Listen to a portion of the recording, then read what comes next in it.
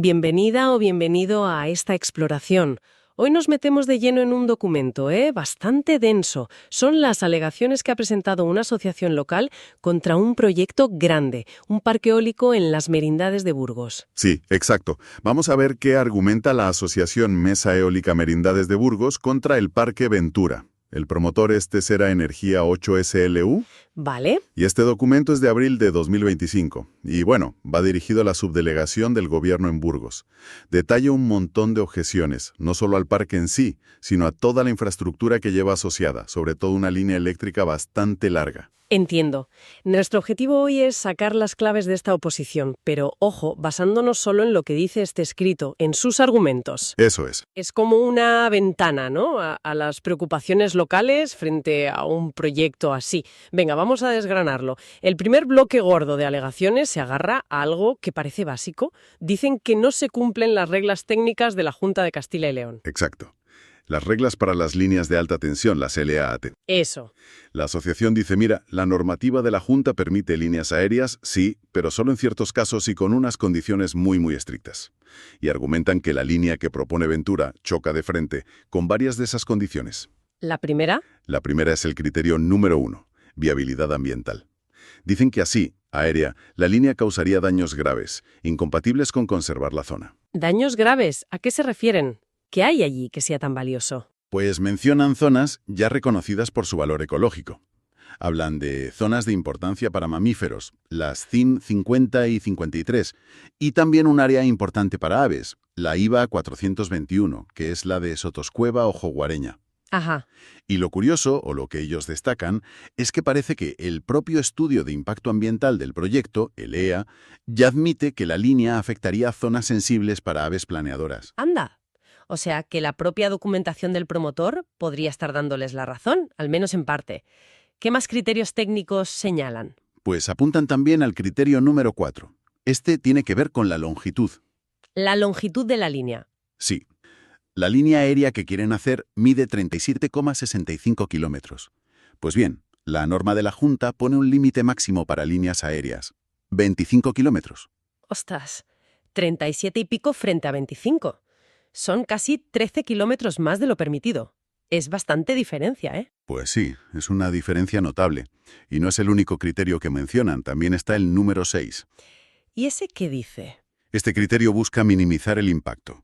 Dice que las líneas nuevas tienen que ir, siempre que se pueda, pegadas a cosas que ya existen. Carreteras, vías de tren, otras líneas. La idea es no abrir nuevas heridas en el paisaje, ¿entiendes?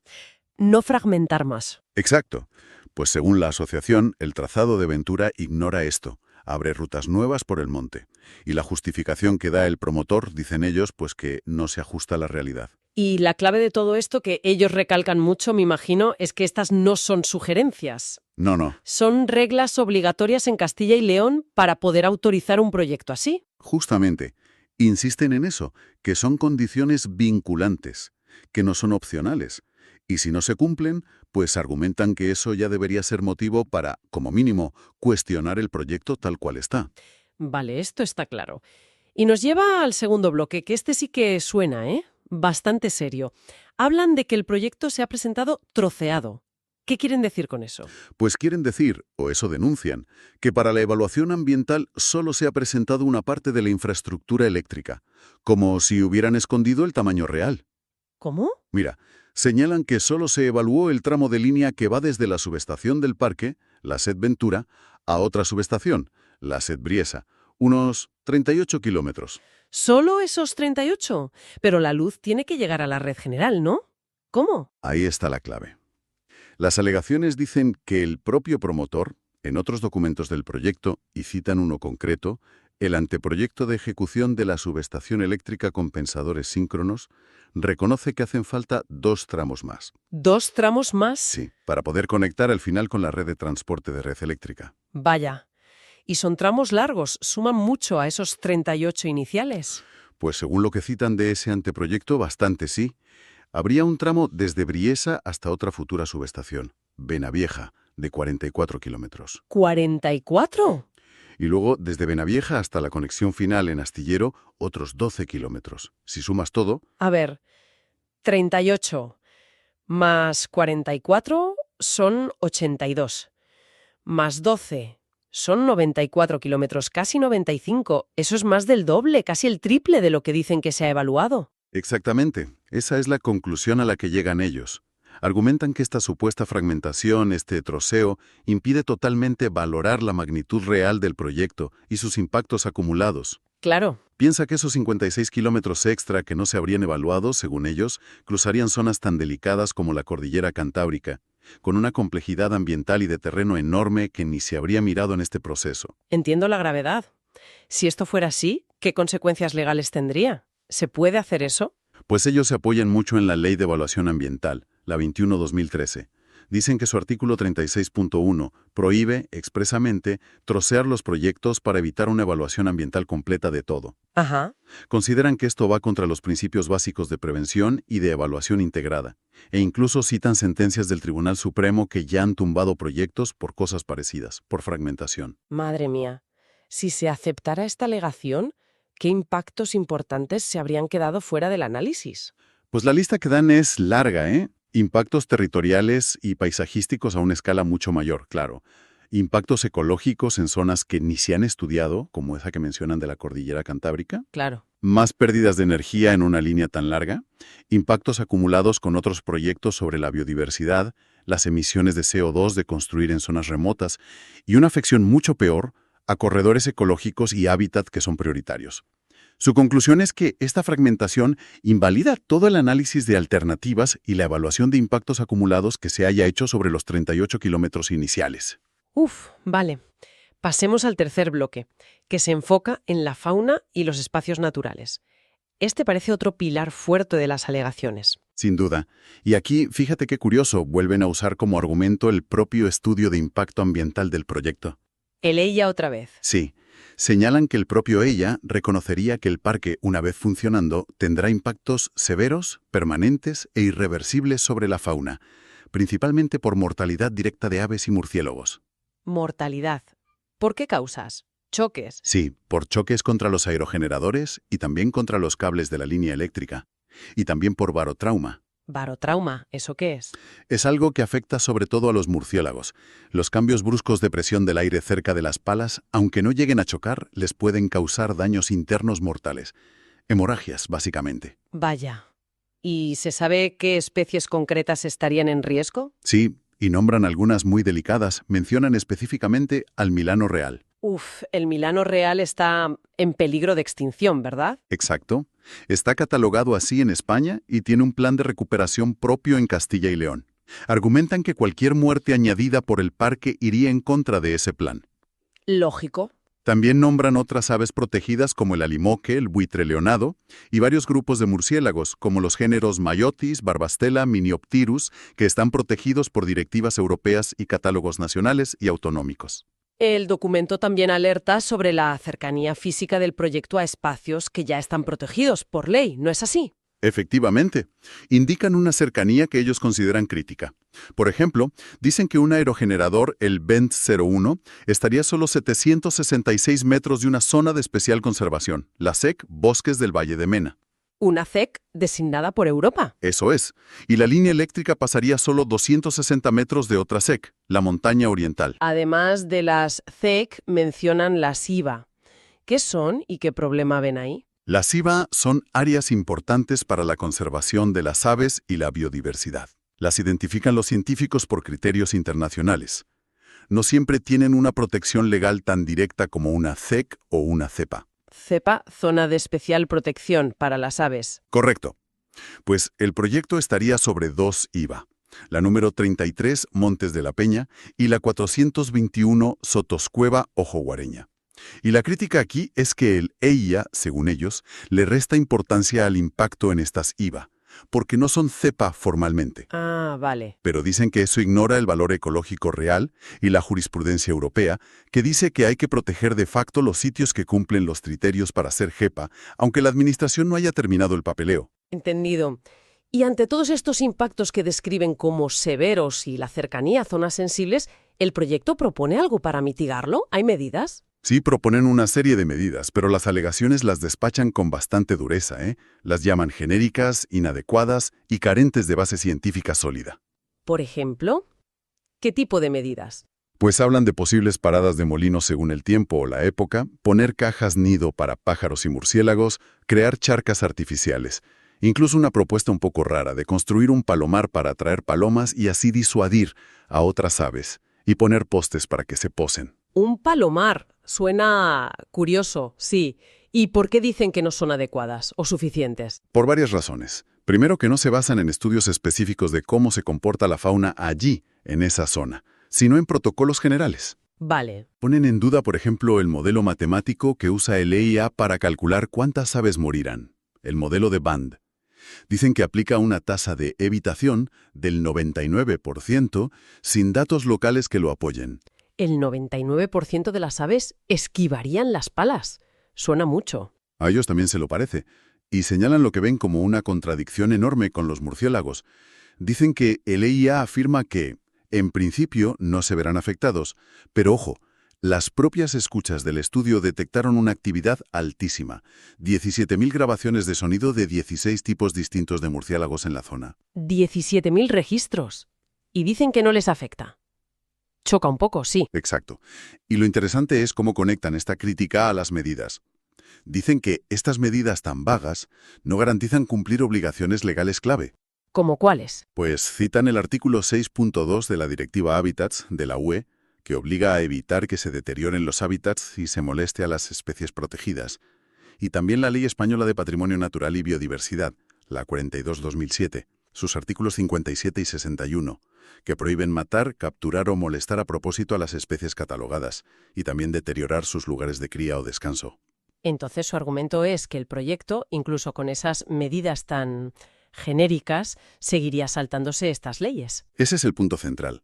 Argumentan que si el propio EIA admite impactos severos e irreversibles, está claro que esas medidas no bastan para evitar un daño importante a especies protegidas, y que el proyecto no justifica por qué se deberían aplicar las excepciones que permite la ley para autorizar esos daños. Que existen excepciones, pero hay que justificarlas muy bien, ¿no? Demostrar que no hay otra opción, que es de interés público. Exacto.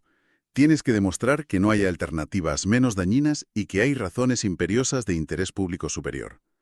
Y ellos dicen que aquí no se ha hecho. Insisten en que no se aplica el principio de precaución. Ante la duda o riesgo grave, protege.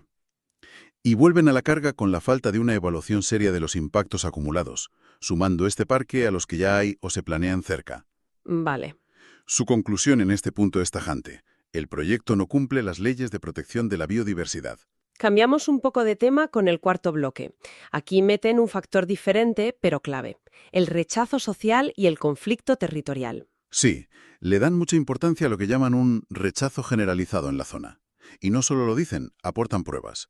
Mencionan que varios ayuntamientos importantes de las merindades se han opuesto formalmente. ¿Ayuntamientos cómo? Pues Valle de Losa, Junta de Traslaloma, Merindad de Montija, Espinosa de los Monteros, Valle de Mena, y también juntas vecinales más pequeñas de pueblos directamente afectados por donde irían las instalaciones, como Reyoso, Villabasil, Lastras de la Torre. Vaya, parece bastante extendido. Sí.